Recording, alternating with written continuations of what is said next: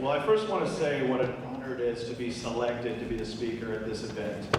Usually when I have a microphone like this, I just wing it, but I figured I owe you guys a little bit more, so I actually wrote a speech. I entitled it, 8 Things to Do. Now this is truly a special event that recognizes the important bond between a parent and a child. Who would have thought that a group of kids would have selected their assistant principal to speak at this event? But that doesn't say that much about me. What it does is talk about the truly special nature of the kids in this class. They are rare, unlike any I've been around in my 17 years of education. This class has enthusiasm, spirit, intelligence, drive, and character. They're destined for big things.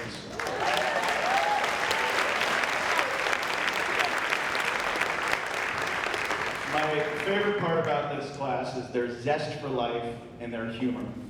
Since they stepped foot on this campus, they've had a spark in their eyes and smiles on their faces. A few things stick out to me that make me love them so much. First, they've taught me how to speed write.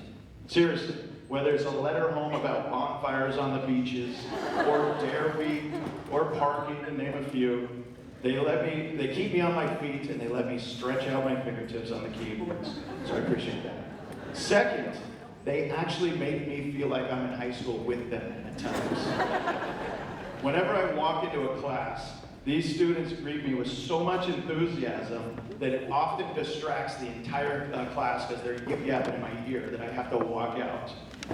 I remember one observation, it was an official observation of a brand new teacher, and 2 boys begged me to sit right next to them. They proceeded to talk my ear off the entire class. Thank goodness that teacher was flexible. But that's my typical experience with this class, and because they love being at school and they love being around people. Third, the unique fraternity attire of our baseball team. I've never seen a baseball team in my life with several members walking around the school with a combination of the likes of pink shorts, yellow shoes, and baby blue ties on game day.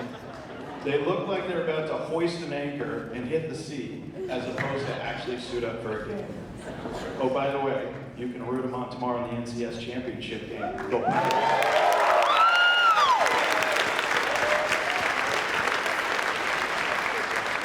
The fourth thing is, this class doesn't like to lose.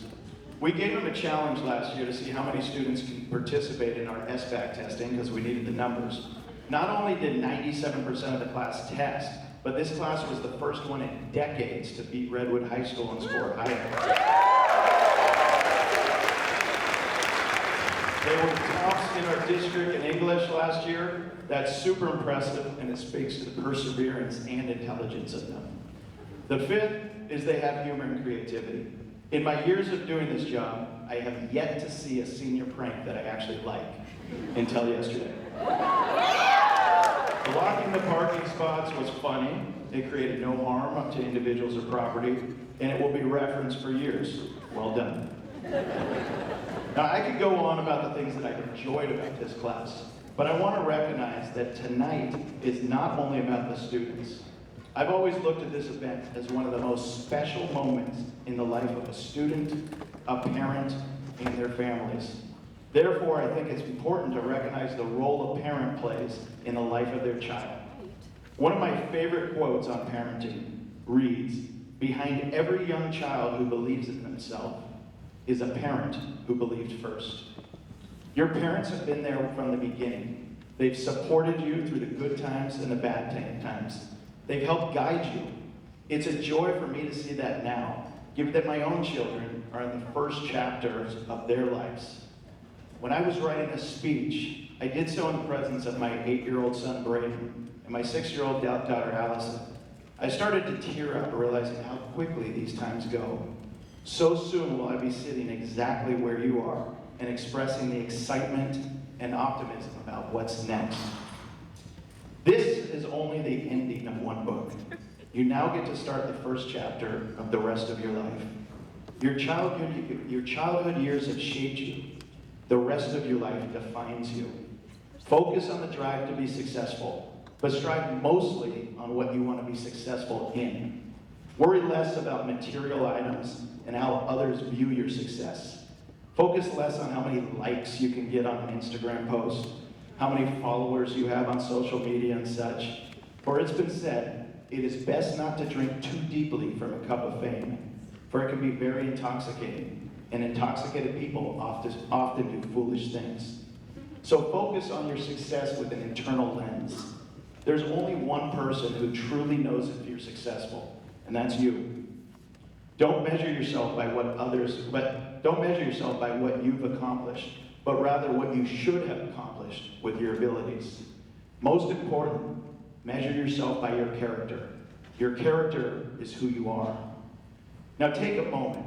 Look around the room at your peers. These are your friends. Some of them have been with you from the start. I can tell you this, many of these people will not be part of your life in the future. Life moves on. You have careers and family. Life gets busy. You develop new friends, new interests, new direction. I grew up in this area. I went to Drake, I went to Berkeley, and now I own a home here. Given all that, I rarely see my old high school friends. But when I do, I'm proud of the person I am today. I want you to have that same feeling. I want you to look around this room and think of the person that you want to be in 10 years when you see these same people at your Drake reunion. What type of person do you want to be then? What type of person do you want to be in 20 years? How do you want to be judged? Remember, it's not about what you're doing in life. It's about the person that you are. Happiness comes from peace of mind. Without peace of mind, you're nothing. Many people go through life unhappy with many people go through life unhappy with what they have, regardless of how much they have. No matter how much they accumulate, they never achieve peace of mind because they want more. It's usually a result of comparing themselves to others. So when you come back to the reunion in 10, 20, 30 years, I hope that you have peace of mind and that you're happy with who you are.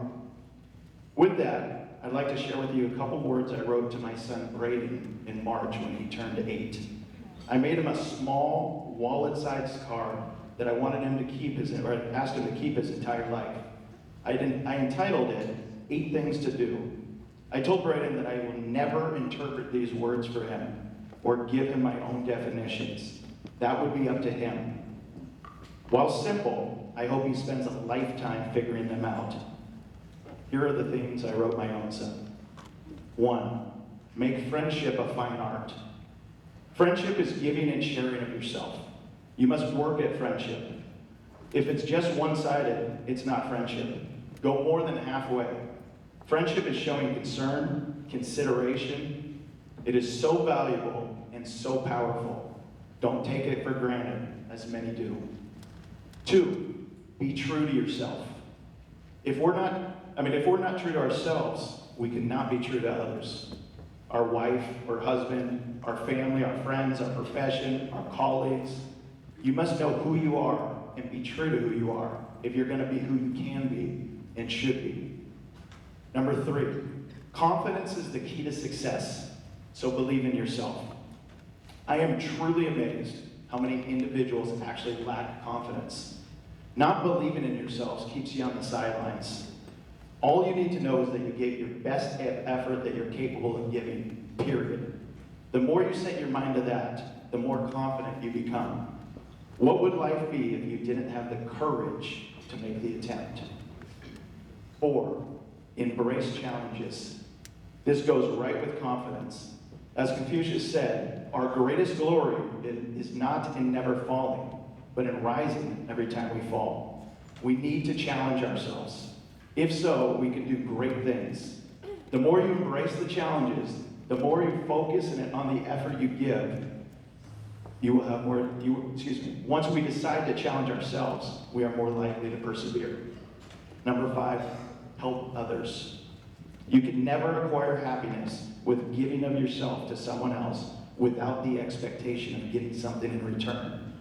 As President Calvin Coolidge once said, no person was ever honored for what they received. Honor has been the reward of what they gave. Number 6, Make every day your masterpiece. Too much we get distracted by what's outside of our control. You can't do anything about yesterday. The door to the past has been shut and the key thrown away. You can do nothing about tomorrow. It's yet to come. However, tomorrow is a large part determined by what you do today. So make today your masterpiece. You have control over that. Number 7, never lie, never cheat, never steal. This requires no explanation. You know what these means. You know what these mean. It's the true test of a person's character. It's their moral boundary. Number 8, don't whine, don't complain, don't make excuses. Some may think these are naive or even kind of corny, but think about them for a moment and what they mean, who you become if you abide by them. That's not naive, and you don't become corny. So all of these little lines are relevant to a graduating senior, and they still hold true to this almost 40-year-old man, as I'm sure they do to the parents in this gym. Make friendship a fine art. Be true to yourself. Confidence is the key to success, so believe in yourself. Embrace challenges. Help others. Make each day your masterpiece. Never lie, never cheat, never steal. Don't whine, don't complain, don't make excuses. I will leave you with a final quote that I believe sums up the theme of my speech. Anne Frank once said, "Parents can only give good advice or put them on the right paths, but the final forming of a person's character lies in their own hands." As simple as they are, I want you to remember the lessons I'm trying to give my son, and soon my daughter. Think about the words 10 years from now at your own reunion, and ask yourself, where am I in life? But for now, you're about to be a proud Drake High School graduate. Congratulations.